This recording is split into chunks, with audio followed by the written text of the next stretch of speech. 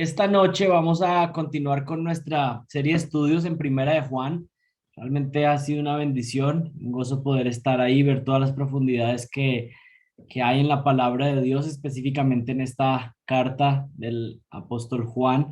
Y vamos a ver Primera de Juan capítulo 3 del versículo 19 al versículo 21. Esos son los tres versículos que vamos a estar mirando esta noche y pidiéndole al Señor que nos ilumine para poder comprender de una manera adecuada estos versículos. Dice así la palabra de Dios. En esto sabremos que somos de la verdad y aseguramos nuestros corazones delante de Él. En cualquier cosa en que nuestro corazón nos condene, porque Dios es mayor que nuestro corazón y sabe todas las cosas. Amados, si nuestro corazón no nos condena, confianza tenemos delante de Dios. Vamos a pedirle al Señor que nos guíe y que podamos entender su palabra en este día. Padre Santo, te damos gracias porque podemos reunirnos, como oraba Andrés hace unos minutos, por este medio, para estudiar tu palabra, para que tú escuches nuestras peticiones de oración. Te pedimos por favor que seamos diligentes para entenderla, Señor, para comprenderla, que tú por medio de tu Espíritu Santo nos ilumines para poder comprender tu palabra de la mejor manera y especialmente el día de hoy con lo que vamos a hablar acerca de la seguridad de la salvación. Por favor, ayúdanos a que si estamos en ti, haya esa confianza y podamos clamar como pueden clamar todos tus hijos, Abba Padre, Señor, y poder tener confianza delante de ti, porque no es en nuestros méritos, no es por nuestra bondad, Señor, sino que es por lo que Jesucristo ha hecho a nuestro favor. Así que ayuda a que nuestros corazones reposen, ayuda a que nuestros corazones estén tranquilos en ti, Señor, y si hay almas atribuladas, Señor, almas que a veces dudan de la obra que tú has hecho en ellos, pero que tú realmente les has cambiado, les has transformado, pues hoy afírmalos, Señor, y permite que tengan seguridad de lo que son en ti, Señor, de que hacen parte de tu familia. Te pido que nos ayudes en el nombre de Jesucristo. Amén. Muy bien, la marca que vamos a ver el día de hoy es que un creyente verdadero crece en su seguridad de salvación. Un creyente verdadero crece en su seguridad de salvación. Y no digo que un creyente verdadero tiene seguridad de salvación porque en algunos periodos un creyente verdadero puede tener dudas y puede, digamos, estar vacilando y pensando, bueno, ¿será que realmente yo sí soy un creyente? Así que la marca no es directamente que un cristiano verdadero siempre tiene su seguridad de salvación, porque diríamos que alguien que duda en algún momento entonces no es creyente. Pero lo que sí estamos diciendo es que un cristiano genuino tiene que ir creciendo en esa doctrina de la seguridad de salvación. Y esta es una de las doctrinas más hermosas de las escrituras, la doctrina de la seguridad de la salvación. ¿Qué significa la seguridad de salvación? Para algunos de ustedes tal vez es un término que ya conocen, pero para otros puede ser un término nuevo. Esta doctrina de la seguridad de la salvación enseña que un creyente, una vez que ha sido salvado, puede tener plena seguridad de su salvación y estar afirmado en que jamás perderá la salvación. Es bien importante esta doctrina. Si lo ponemos en palabras sencillas, es una persona que ha nacido de nuevo, una persona que es cristiano, puede tener en su vida la tranquilidad plena de que es un hijo de Dios y que esa condición, ese estatus que se le ha dado como parte de la familia de Dios, no puede ser perdido, no puede ser removido de la vida de la persona. Por eso es que se llama seguridad de salvación. Alguien que está seguro de que es salvo, alguien que está seguro de que es un hijo de Dios y alguien que está seguro que por supuesto que el día en que se muera partirá a la gloria con Jesucristo. O el otro caso es que el Señor regrese antes y pues lo tome como parte de su iglesia.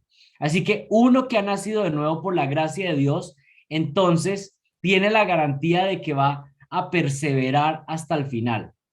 Su fe no se va a acabar nunca, nunca abandonará a Cristo y lo mencionamos un poco el domingo, pero hoy en este pasaje nuevamente parece que el Señor quiere hablarnos algo en particular a la iglesia. Y es tan hermoso ver eso que Él va poniendo los pasajes, los versículos y nos quiere hablar algo en particular. De esto nos está hablando hoy, de la seguridad de la salvación. ¿Por qué el creyente puede tener la confianza de que su fe no se va a acabar, de que va a seguir creyendo en Jesucristo hasta el final? Bueno, la respuesta y la garantía de que usted, si es cristiano verdadero, no va a perder su salvación, no es porque usted es muy fuerte, no es porque usted es muy fiel, no es porque usted es muy espiritual. Realmente la garantía de que usted va a perseverar hasta el final está en Dios. Dios mismo es quien promete ayudarnos y terminar esa buena obra que ya comenzó en nosotros. Él no inicia algo y luego lo deja a medias. Él ha comenzado una buena obra en nosotros y él promete que la terminará hasta el final. Así que es Dios y toda la Trinidad envuelta, porque por supuesto está el Espíritu Santo como las arras en un negocio. Cuando se va a pisar un negocio, se va a poner una garantía, alguien paga unas arras que está diciendo, mire, vamos a hacer el negocio. No es todo completo, no es el pago completo, pero es una parte que garantiza que el negocio se va a hacer. Y el Señor dice que ha puesto como parte de esa garantía al Espíritu Santo morando en nosotros, que nos está no solamente garantizando que somos hijos de Dios, sino que nos está ayudando a crecer en nuestra santificación, y es la garantía de que el Señor nos ha injertado en su familia, nos ha bautizado en Él. El cristiano verdadero no solo puede tener la seguridad de salvación, sino que está llamado a crecer en ella. Estamos llamados a crecer en nuestra seguridad de salvación, crecer en que somos hijos de Dios. Y realmente, si lo ponemos en un paralelo, crecer en la seguridad de la salvación, en otras palabras, es crecer en mi entendimiento del evangelio. ¿Por qué? Porque si yo crezco en mi entendimiento del evangelio, cada vez voy a comprender más que soy salvo, que soy un hijo de Dios, no por mis propios méritos, no por mi propia justicia, no por mi propia obediencia, sino que soy salvo. ¿Por qué? Porque Jesucristo murió en la cruz por mis pecados. Yo, siendo un pecador, confesé mis pecados y Él me perdonó. Así que a medida que yo crezco en el entendimiento del evangelio, cada vez que me aferro más del evangelio, que lo creo, que mi salvación es por la pura gracia, entonces mi seguridad de salvación también crece. Así que estamos llamados a crecer en un entendimiento del evangelio para crecer en nuestra seguridad de salvación. Es interesante. Y hermanos, yo de verdad les animo a que presten atención a qué es esto del evangelio. El domingo tuvimos una clase y recuerdo que Benjamín preguntó, bueno, ¿quién puede definir el evangelio? Y hubo por lo menos 4 o 5 respuestas que dieron que no eran el evangelio. Y es interesante porque esto demuestra que tenemos una necesidad insistente de entender cuál es el mensaje del evangelio. El mensaje del evangelio es que somos pecadores, pero Jesucristo vivió una vida perfecta y murió en la cruz por nuestros pecados. Esas son las buenas noticias. Esas son las noticias de salvación, que Jesucristo pagó por nuestros pecados. A veces decimos el evangelio y empezamos a decir, no, son cosas lindas, es la palabra de Dios, son los 4 evangelios, Mateo, Marcos, Lucas y Juan. El evangelio es el mensaje de salvación que Él ha ofrecido para nosotros, que somos pecadores y que Él nos salvó. Entonces, no es arrogante que alguien tenga seguridad de salvación. No, algunas personas dirían, bueno, qué arrogante eso, decir que usted está seguro de que es salvo o usted estar seguro de que va a ir al cielo. Entonces, si a alguien le preguntan, bueno, ¿tú vas a ir al cielo? Algunos dirían, bueno, yo quiero ser modesto y humilde, y yo más bien digo, bueno, pues no sé, no estoy seguro. Tal vez no he vivido una vida así tan perfecta para ir al cielo. Sería orgulloso decir que va a ir al cielo. Bueno, una persona que contesta de esa manera está diciendo con sus palabras que no entiende el evangelio. Y efectivamente está diciendo bien, porque está diciendo, bueno, no entiende que es por Jesucristo y obviamente no va a ir al cielo. Pero cuando podemos decir con seguridad, sí, soy salvo, sí, yo voy a ir al cielo, no estoy diciendo, miren, es que yo soy tan bueno, tan perfecto, más bien todo lo contrario. Con esa declaración lo que estoy diciendo es, mira, yo soy un pecador, pero Jesucristo pagó por mí.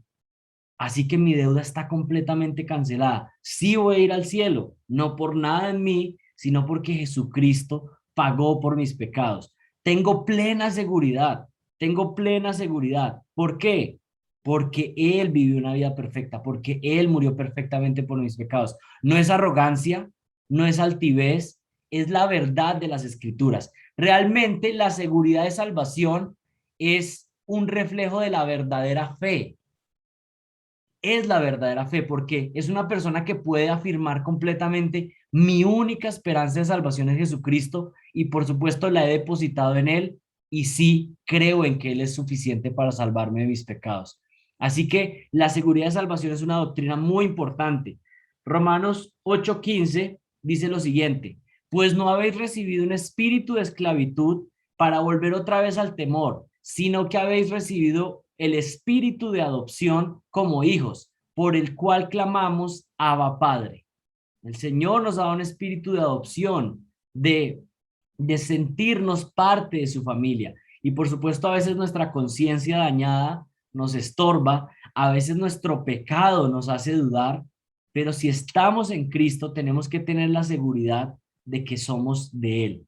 La seguridad de salvación que nos da, la seguridad de salvación nos da tranquilidad. ¿Por qué? Porque nos dedicamos a obedecer a Dios porque le amamos.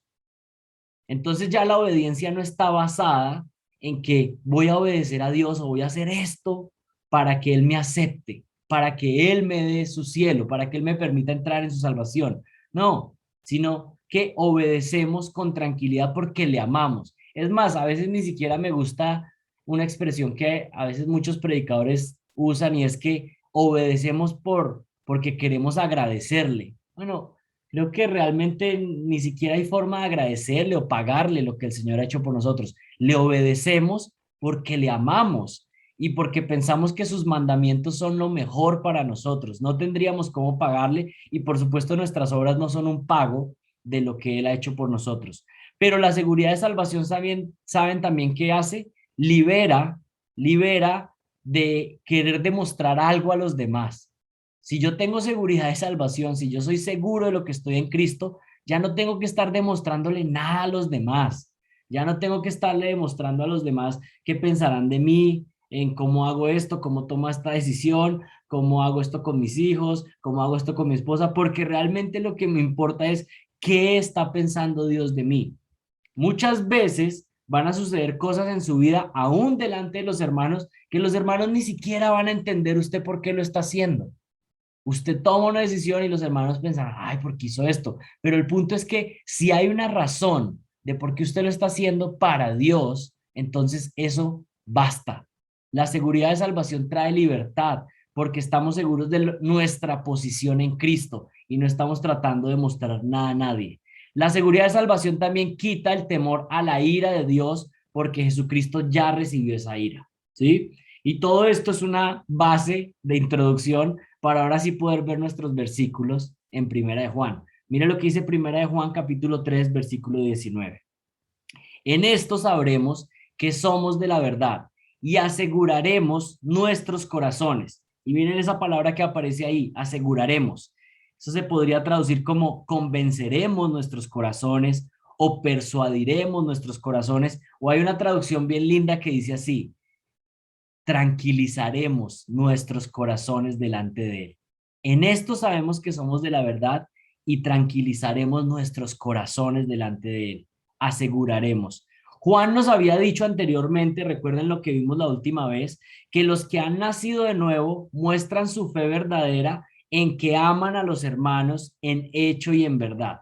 Has nacido de nuevo y ahora tienes un afecto natural por Cristo y por los hermanos en Cristo. Entonces, ¿qué dice Juan?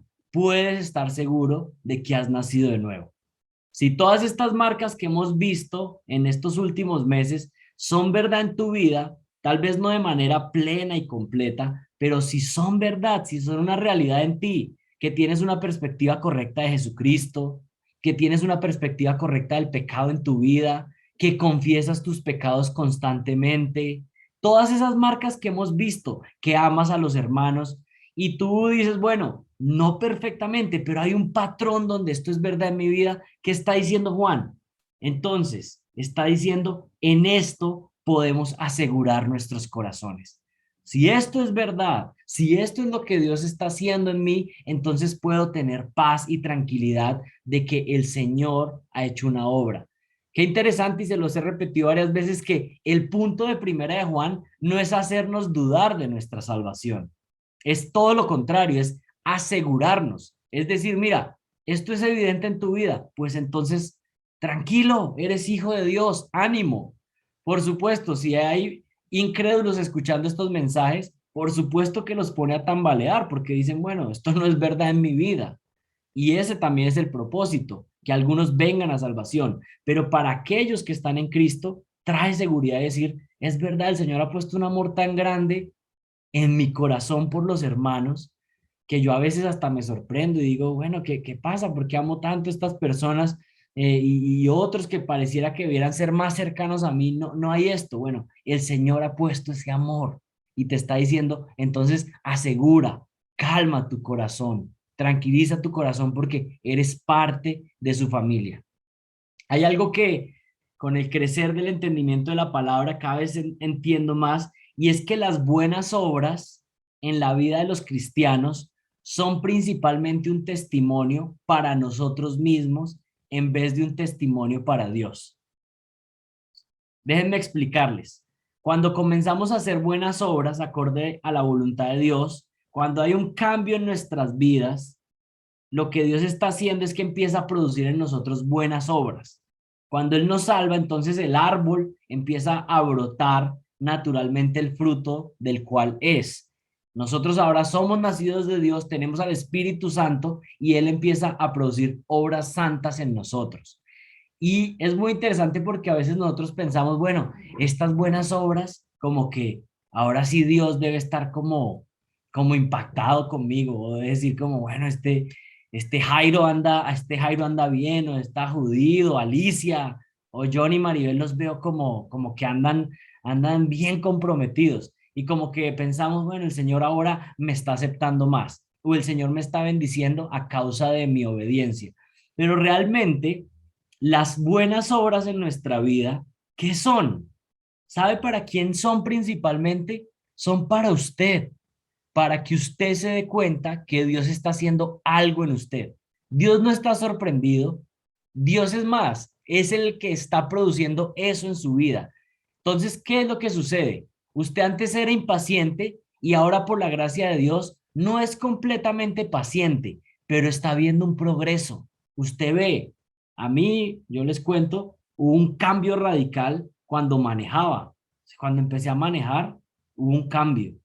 Y eso fue así sobrenatural. Y yo empecé a decir, güey, tan raro, ya es diferente como interactúo con las personas.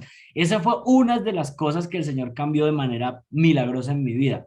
Falta, no soy lo paciente que debería ser paciente, pero no soy el impaciente que era antes, ¿sí? Personas que hablaban con malas palabras y ahora sus palabras le caracterizan por ser puras. Antes, sus entretenimientos eran vicios dañinos, pero ahora ustedes están buscando llenar su mente con otras cosas, con la palabra de Dios, con el compañerismo con otros hermanos. Antes eran amantes del dinero, pero ahora ven que están pudiendo dar con más generosidad. ¿Cómo podríamos resumir esto? No son lo que deberían ser, no somos lo que deberíamos ser, pero tampoco somos lo que éramos antes. Y ahí es como cuando nuestro corazón puede afirmarse. Ahí es cuando nuestro corazón puede decir, bueno, en esto sabemos que somos de la verdad. En esto está conectado con lo que viene Juan hablando anteriormente y son esas obras externas. En esto podemos tener seguridad porque el Señor está haciendo algo en nosotros. Ves todo esto y dices, definitivamente, Él está haciendo algo en mi vida. Soy un nuevo yo. Aún me falta, pero ya soy un hijo adoptado en la familia de Dios. Las buenas obras no son para que Dios nos acepte. Las buenas obras son el resultado o la muestra de que Dios ya nos ha aceptado. ¿Sí? Y miren cómo continúa diciendo el versículo. En esto sabremos que somos de la verdad. En esto sabremos que somos de la verdad. En esto se refiere a esas obras de amor tangible hacia los hermanos. Pero ¿qué continúa diciendo? Aseguraremos, convenceremos, persuadiremos, tranquilizaremos nuestros corazones delante de Él. Ver nuestra vida transformada nos ayuda a persuadir, a convencer nuestro corazón de que somos de Él, de que somos de Él. Y cuando crecemos espiritualmente, hay una batalla en nuestra seguridad de salvación. Es una lucha interna, porque ¿qué pasa? Usted empieza a crecer más en el conocimiento de la palabra y ¿qué pasa? Cada día se ve usted mejor, cada día usted se ve como más puro y limpio.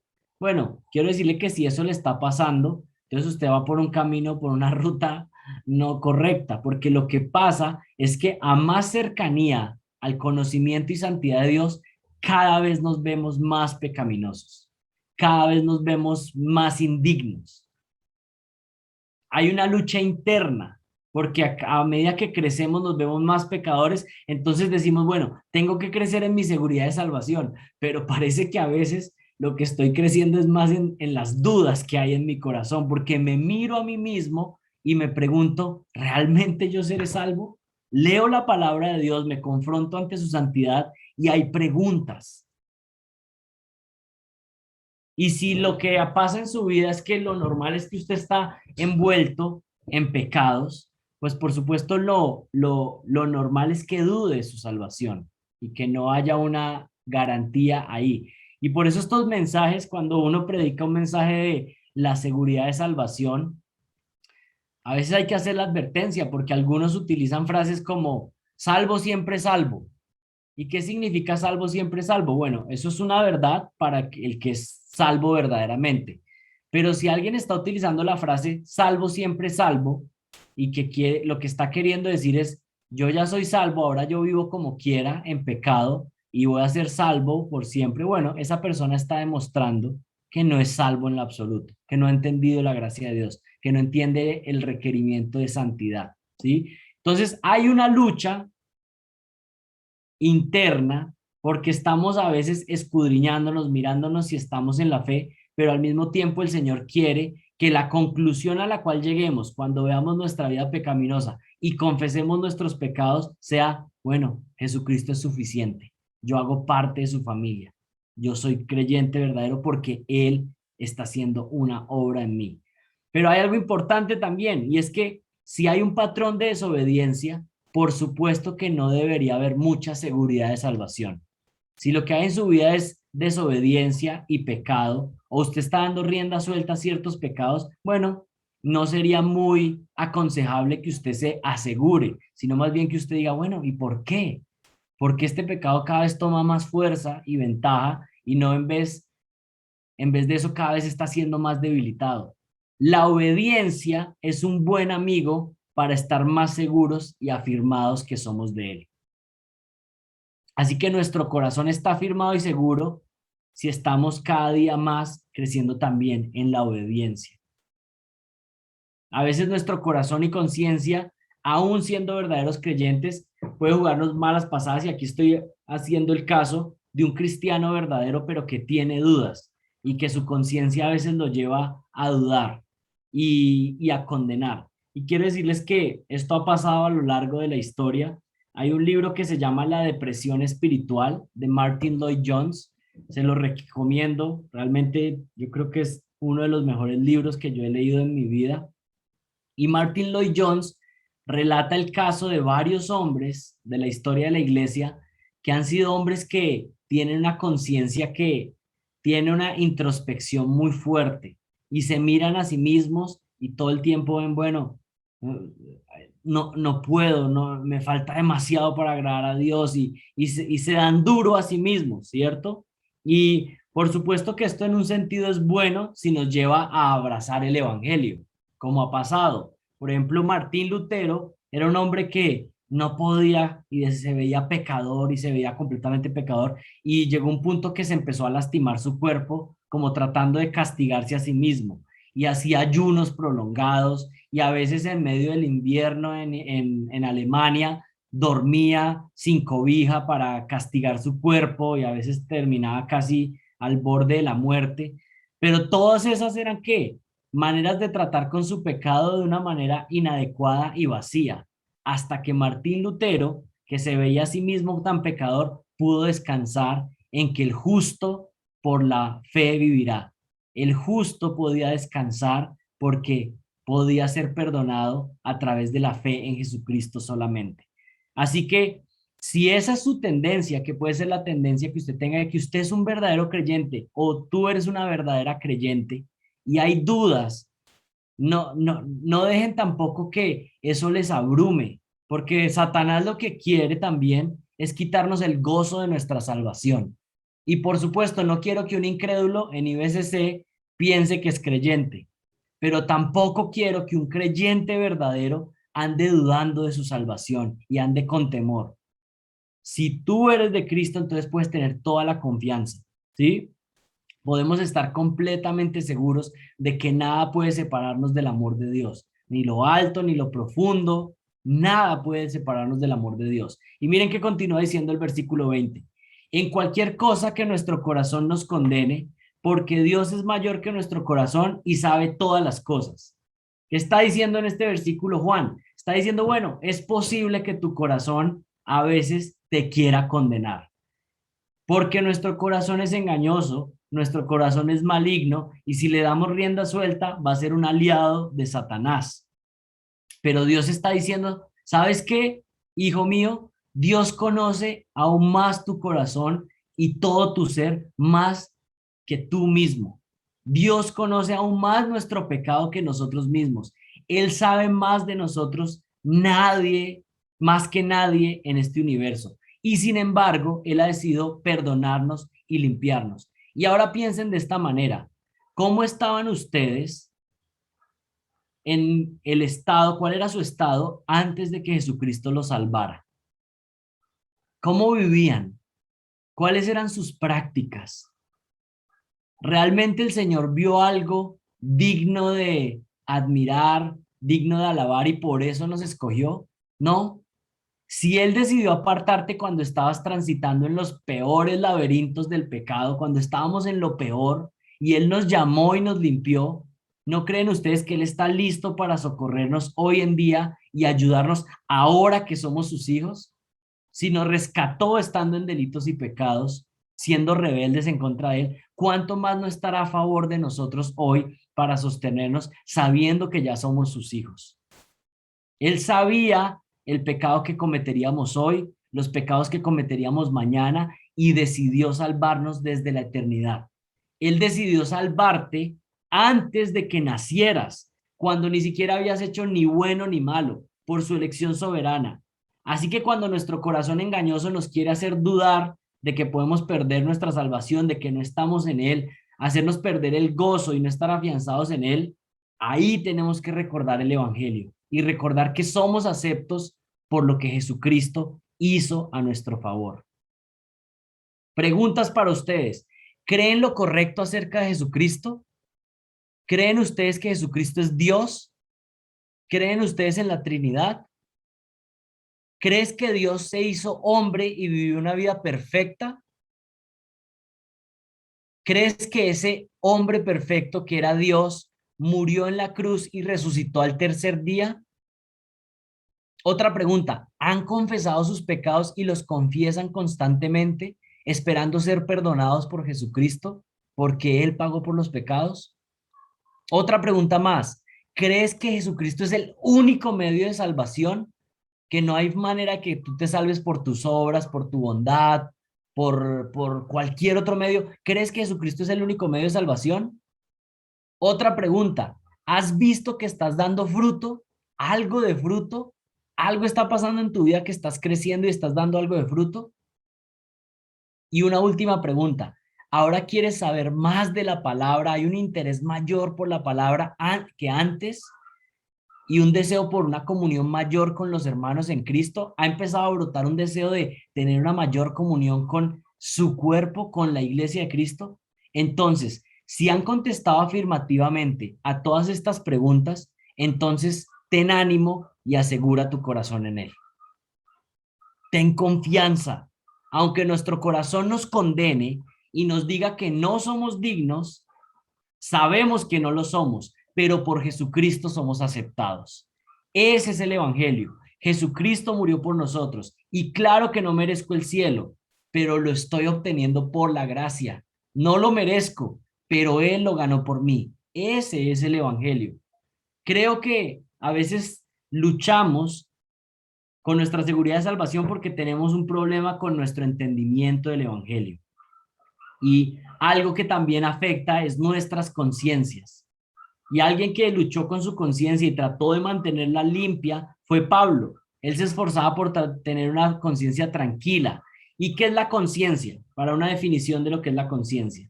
Una conciencia es un sistema de alarma que Dios ha instalado en los seres humanos para que identifiquemos el pecado en nuestras vidas.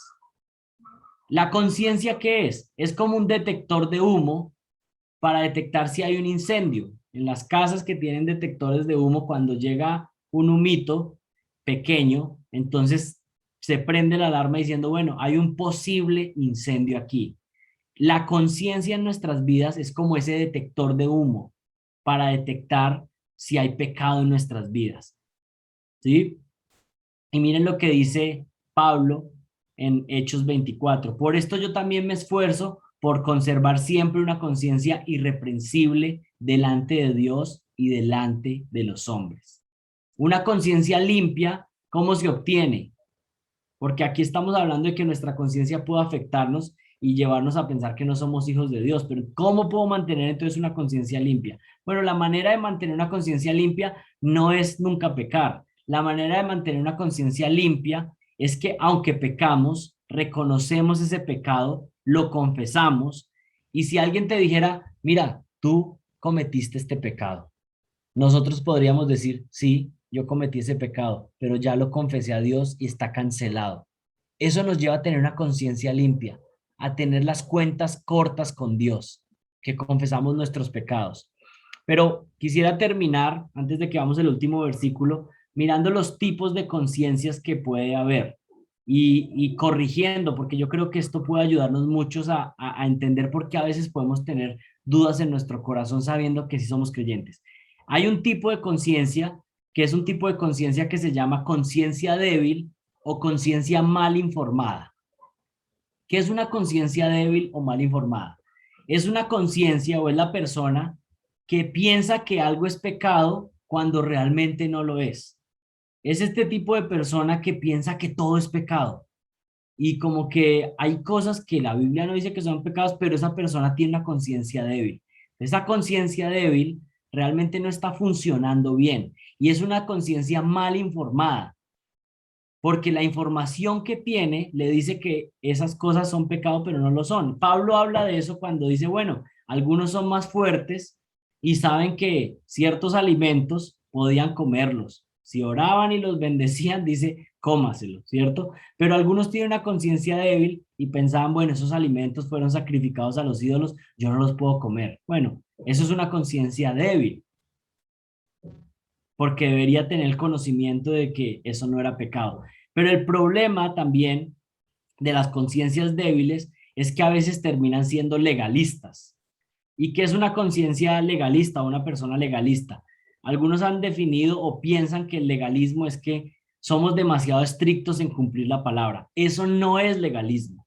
Una persona legalista no es alguien que quiere obedecer bien la Biblia. Un legalista es uno que quiere añadir leyes que Dios no ha mandado. Entonces quiere vivir bajo esas leyes, pero manda leyes que Dios no ha mandado. Entonces, por ejemplo, ponen leyes como las mujeres no pueden ir solamente pueden ir en falda a la iglesia. Eso uno dice, bueno, ¿y de dónde sacaron esa historia? Pues yo no sé dónde la sacan, pero entonces ponen una ley mayor y ponen una carga pesada y comúnmente sucede que esas leyes se convierten más importantes que en las leyes que Dios realmente sí está dando. Son personas que cuelan el mosquito, pero se tragan el camello. Eso es una conciencia mal informada y débil. Se siente culpable por cosas que realmente no son pecados. Una conciencia endurecida, eso es una segunda tipo de conciencia. Conciencia endurecida, o podríamos decir encallecida, y viene pues de un callo en el corazón, que ya está reseco. Aquí el pecado se practica con tanta facilidad que ya cometer el pecado ni siquiera causa molestia. Antes tuvimos uno con una conciencia demasiado débil y todo le parece pecado. Aquí tenemos una conciencia endurecida, que es alguien que ya de tanto cometer pecado ya parece que tiene callo.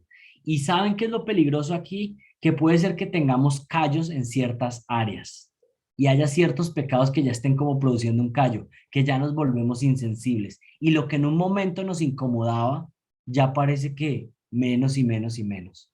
Y ahí tenemos que tener cuidado, tenemos que tener cuidado.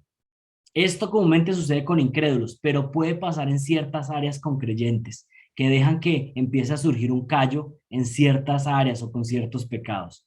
Y finalmente tenemos lo que puede ser una conciencia sana o lo que yo he tratado de denominar una conciencia sensible.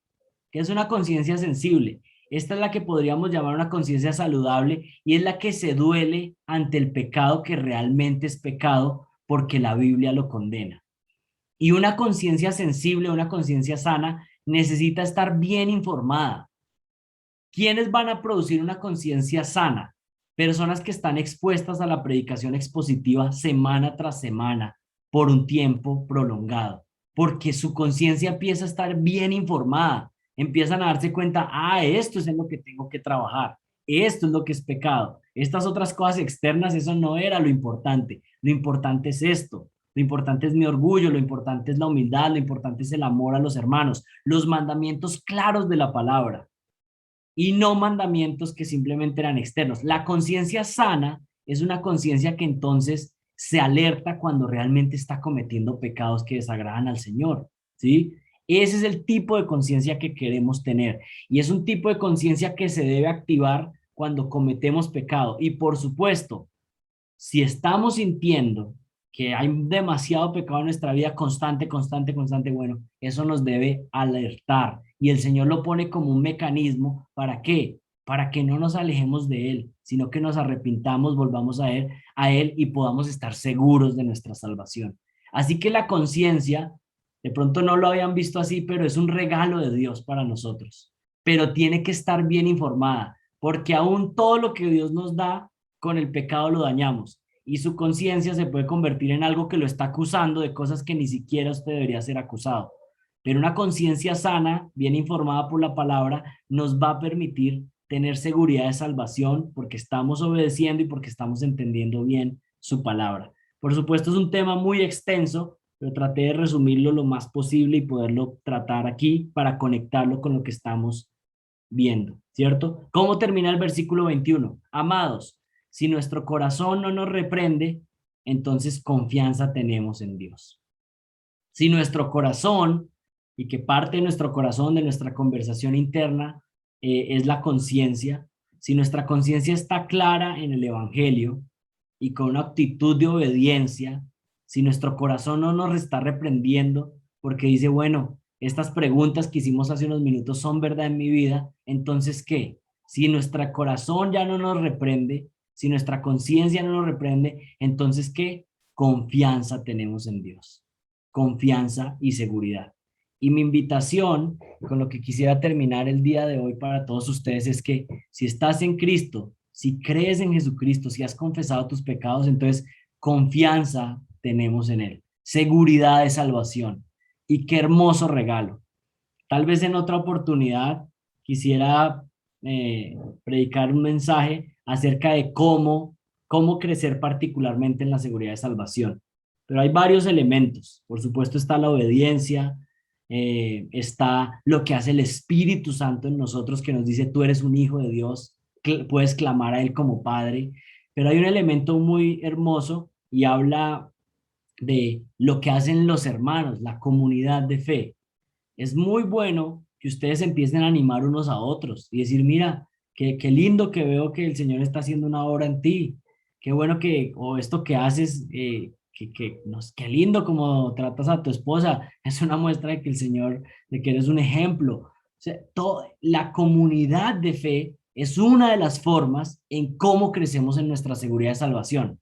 Porque sí, el Espíritu Santo hace una obra de seguridad, nuestras buenas obras nos ayudan, pero a veces necesitamos que otros hermanos nos animen y nos digan, mira, Es una bendición lo que tú eres para la congregación, lo que tú haces, ¿sí? Y ahí mostramos, bueno, el Señor está haciendo una obra en mí. Hay varios elementos. Realmente, eh, en la asamblea de Westminster hubo hombres que se dedicaron a escribir toda una enseñanza y hace un tiempo yo leí un libro entero de cómo teólogos de otra época y pastores estuvieron diciendo cómo se puede ayudar a que el creyente tenga seguridad de salvación y qué es lo que la Biblia enseña. Y es hermoso estudiar toda esa profundidad, pero uno de los puntos que recuerdo de ese libro es cómo la iglesia y los pastores particularmente también tienen un énfasis en cómo llevar a los creyentes a que si son creyentes, pues tengan seguridad de salvación, estén firmes y sean creyentes maduros, fuertes y asegurados en lo que Jesucristo hizo por ellos. Así que es mi oración que si ustedes están en Él, entonces hoy puedan salir con toda convicción bueno, soy un hijo de Dios y por supuesto si estoy en su mano, jamás Él me soltará de su mano y podremos estar asegurados en Él hasta el final. Oremos.